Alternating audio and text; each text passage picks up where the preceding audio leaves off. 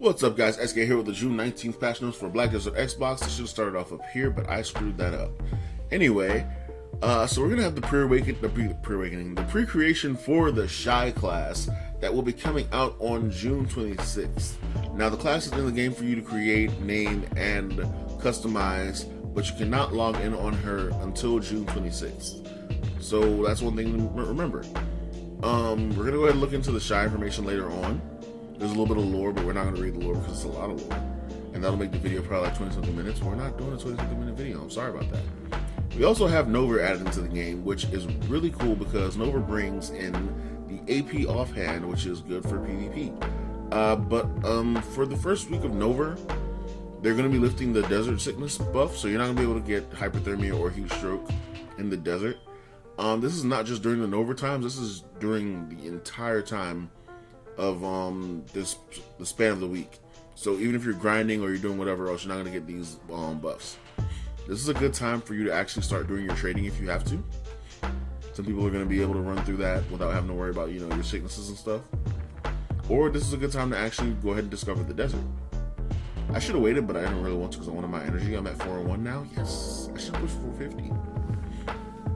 I'm going to push 450 before PlayStation actually comes out. So they added in the Archer servers. The Archer servers are just like other servers, except for the fact that you don't lose karma when you PvP. A lot of people have been wanting this server to come out since day one because they want to be able to grind on the server with the increased drop rate by 50%. This is a really good server for if you're farming for items to, you know, go ahead and get ahead of the game.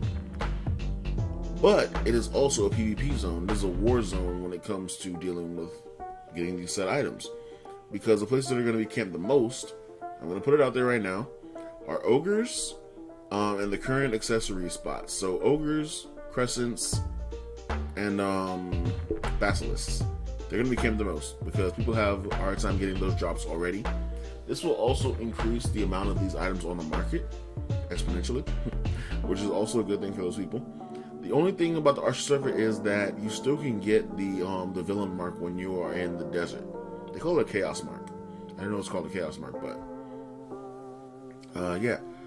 But you can also gain karma. Even though you don't lose karma, you can also gain karma. So if you're, you know, negative karma already, you can go to the Archer server and you can gain your karma back while you PvP if you want to. Just remember that dying in the Archer server, you will still lose whatever the penalty is for dying with being red. So this does not remove any restrictions from you. This does not remove the penalties from you dying in red and like losing your enhancement or whatever from a mob or losing crystals or whatever. World bosses do not spawn on the Archer server, and the Valencia Desert Merchant Caravan will not spawn on. I didn't even know they added in the Merchant Caravan, but those don't spawn on the Archer server with good reason.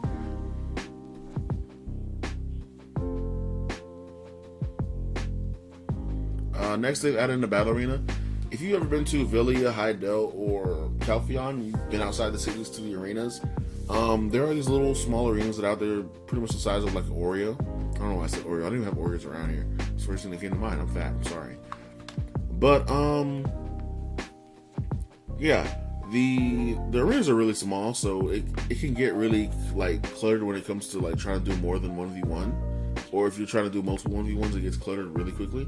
The Battle Arena is about 6 times the size of that arena. And it is a really good spot to go if you just want to PvP and practice, you know, your skills or whatever. The Battle Arena is also disabled if there are active Nova Wars or Conquest Wars happening on your server. So you're not able to go into that Battle Arena for that server if there is an active war, like I said. They've also added in party elixirs. They haven't said which ones they added in. I'm not sure if they added in all of them or just, you know, the Elixir of Fury. But party elixirs affect your entire party when you apply them to your character. And they tell you how to do that here in the example. Using simple alchemy, combine two elixirs of endless fury with one austere to produce between 1 and 2 elixirs of endless fury party. The proc depends on, you know, basically how high your I think it counts on your alchemy, to be honest. So we also got Boss Awakening scrolls, which I didn't think they put these in so soon because people already have like pretty much all their boss armor. But this is going to help drop the prices of boss armor on the market. Like, it's going to saturate the market really quickly, because even though the chance is still kind of low, it is higher than what it was for the regular boss scrolls. The boss scrolls, however, they work. These awakening boss scrolls, however, work like the relic scrolls. You have to put 5 pieces together to get the normal daily ones, and 3 pieces together to get the weekly ones. And you get 1 per day of the daily ones, and 1 per week for the weekly. So just remember that. I'm glad that it didn't make it like you need 5 pieces, so you have to wait 5 weeks, because that would be stupid.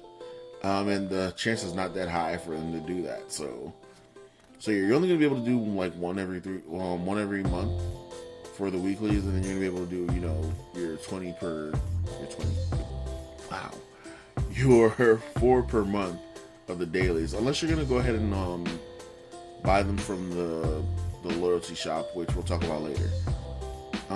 They didn't say that the furniture has increased drop chances, but the furniture does still drop in this. As of the PC update, I know that for a fact, because I've gotten the furniture pieces out of it, and they were not in the actual drop chance up here. Okay, so they changed the Node War schedule to be from Sunday to Friday, and then Battle for the Calpheon Castle starts on Saturdays. So now we have Conquest Wars added to the game, but since it's only 2 days before Conquest War, the first Conquest War payout will be lower than usual. Conquest Wars are usually the highest paying things that people want to go ahead and band together and create like a super guild to take out another guild. So Arsha, you're gonna go down, bro, once, you know, these Xbox players decide to make up their mind and make a guild and get over their egos. And into the next section, quest knowledge changes. They've added in a new daily at Wargons, which I'm not sure what it gives because I've never actually done that. And this is a brand new area, technically a brand new redone area. They've made it so that you get the knowledge easier for the Muskin boss and the captured ogre, which should be the one that's right behind the Western Guard camp. There's a chain of ogre in Western Guard camp that should be able to get the knowledge for a lot easier now once you reach level 15. Wagon technology has advanced, and now all wagons with a durability 200% slower. Well, I don't really have this for ship because my ship's at 40% durability. Not that I'm going out to pirates anytime soon, yet, but still, guys, I need my ship to not die. I'm pretty sure by the next time I go out to pirates, my ship's gonna die. They've also fixed where the dim magical offhand works for multiple classes. So, Dark Knight and Berserker can now switch the dim magical ornament knot. I don't know who's using this stuff, but yeah, if you're using it, there you go. They've changed the delete button in your inventory to LT and Y to stop accidental deletions, because a lot of people have been deleting their stuff and they'd had to send in tickets to get their stuff reinstated. I've deleted a few things, but I didn't really care enough to actually go into sending a ticket, so oh well. The Imperial Trader NPCs have been activated. I thought they were activated before, but I could be wrong. And then they've made a few changes to class balances. Nothing important for the Ranger. We don't like Rangers anyway. Sorceresses, the Crouching Protection spell will not activate correctly in pre-awakened form. So, now you can actually go straight into it and switch from pre-awakening to awakening stance. I think that's one of their key skills actually, which makes them stronger. Berserkers have finally gotten one of the good updates actually, to where the Lava Piercer now activates as a priority instead of, you know, you starting to jump into predatory hunt. So that's good. Bug fixes, not much to be said about bug fixes, except for the fact that when you're scrolling through your guild UI, you're not gonna snap back to the top of the guild UI from now on. So yay for that. So introducing the Shai. We're not gonna go through the Shai lore, but we're gonna talk about her weapon, the Florang, and her offhand, the Didklari, which is a small orb that helps her heal and protect her allies. She's gonna have a lot more buffs and stuff. This is a lot of lore down here. I'm not gonna go ahead and read all that because it's gonna add more time to this video, and I don't want this video to be super long. Shai's predominant support type for both combat and buff skills. Her mobility allows her to keep out of danger, and mobility allows her to keep out of danger and stay at range of enemies where she can throw her mighty flow rank at them. She can also heal and protect her allies, making her an effective ally on the battlefield. So she has a few skills here. The one I want to talk about though is this play dead. I didn't think they'd actually do this. I thought this was like, just a visual thing for the trailer. But the Shai falls to the floor, tricking her enemies into believing she's no longer a threat. Monsters can see through these rules, but I'm guessing it's meant to put can't here. Monsters can't see through these rules, but players on the other hand, because maybe players on the other hand can. I'm not really sure. I'll go ahead and talk to somebody about that. See if they'll change that if it's supposed to be something else. Other than that, Nova takes flight. We've got Nova into the game, like I said before. The dates and the times for Nova, it's gonna be the same time as Zarka, so you're gonna have to choose between Zarka and Nova right now. This is gonna actually free up the people from going to Zarka to go to Nova, so they can get their AP offhand, which means you have a higher chance of getting Zarka now because not a lot of people are gonna be at Zarka. The higher AP people will be at Zarka, especially the ones that already have their Zarka and they're just there to farm and troll. The times are pretty much the same for EU and NA, so they haven't changed the time. They just added it in Zarka, and then they've added in Nova. Finding Nova is probably the most difficult part of dealing with Nova. Like once you get to him, he's easy to fight and easy to kill. Just stay out of his attacks, pretty much. He has those telegraphed red ring attacks, and then his one shot party wipe red ring attack. So just stay out of his attacks, and you're good. Finding Nova, you're gonna have to head southeast of the Sandgrain Bazaar. There's like a little cliff here where you can run to the edge of. It's like a giant mountainous range style thing in the desert. If you run to the edge of that and you run directly southeast, you should be able to find Nova. People with compasses are going to be here automatically because Nova shows up on the map when you turn on your world bosses tab, and they're just going to be standing here. So you're going to be able to find someone there regardless at some point in time, because some people are going to be lazy and not want to go ahead and search for it. They're just going to use the compass to get here. Gaining knowledge on Nova. This is a 3-part quest that you have to do, and it starts at the Eagle Oasis when talking to Eugene. They're talking about Nova's movements. That's pretty much it. And once again, Nova is the AP offhand. It doesn't give you any DP boosts, and it's meant for PvP, so people say. But that's due to change. But yeah, you can also get the black black magic crystals here too as well, and black stones and silver, and various other items. I think you get hunter seals too, but I'm not really sure on that one. I haven't done Nova in a long time. And then the Pro Shop update. Yay, best part. So you get, the only thing I actually care about on this list is the Gotharensa for the Berserker. I was right here and I was hovering above it right here for the Ranger, but you thought I was going to say Ranger, but it was for the Berserker. The Ranger one does look really nice, but it's super revealing, so if you're into that, that's cool. The Berserker one is super metal looking, and then the Witch Rakshande. I like this. I didn't think I'd like it that much, but I actually went and looked at it, and I like it a lot. Oh my goodness. So we're gonna go ahead and look at 2 of them actually, and that's gonna be the Gotharensa and the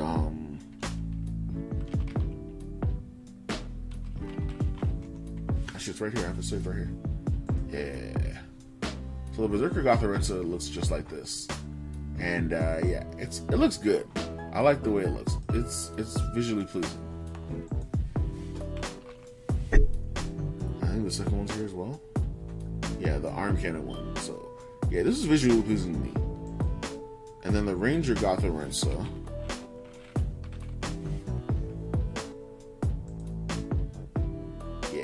That's the Ranger Gotharensa. Nobody else cares about Rangers, so that's whatever. I shouldn't go to video fashion, can I? Just go ahead and drop that tag off, and this tag off.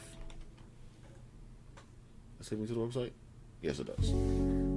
Alright, so go to apparel.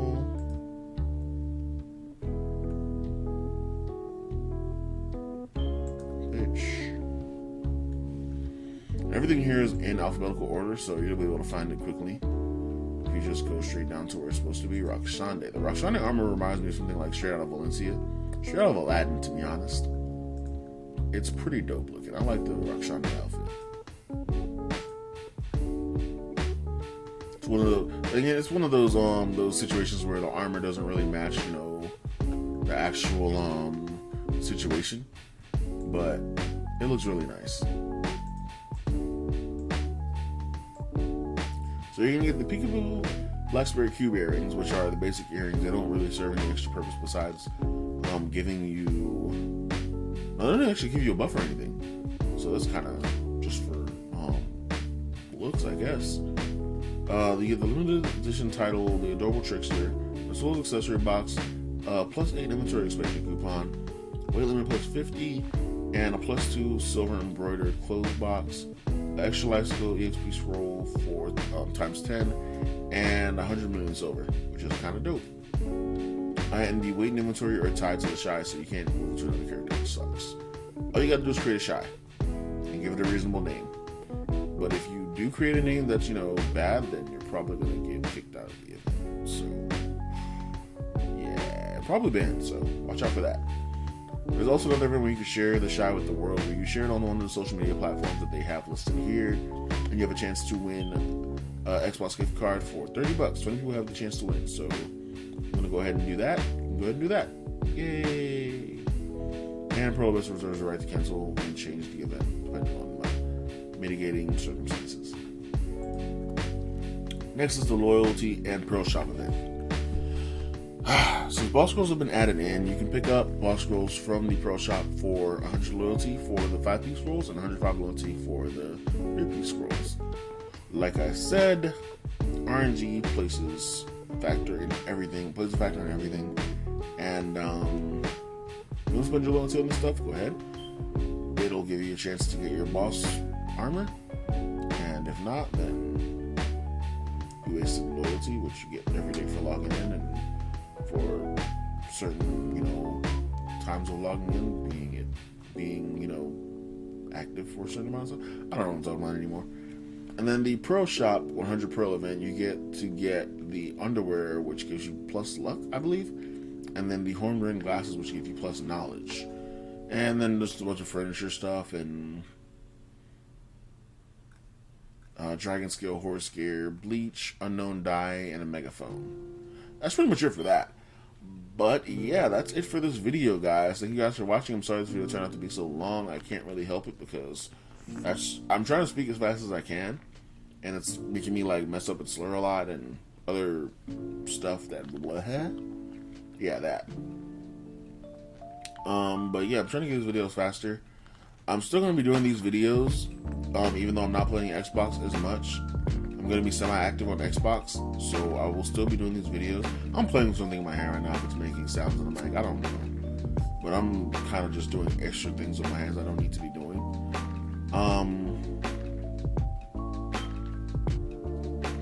Other than that, yeah. Like I said, I'm going to be still making the videos for the patch notes. Even when PlayStation comes out, I'll still be doing Xbox videos for the patch notes, because some people have told me that they want me to keep doing them because it helps them out during the day when they can't read the patch notes themselves. They can just sit here and listen to me read the patch notes off. And I usually cover the important stuff, things people want to know, so here's that. But thanks for watching, like, subscribe, and share, and see you guys in the next video.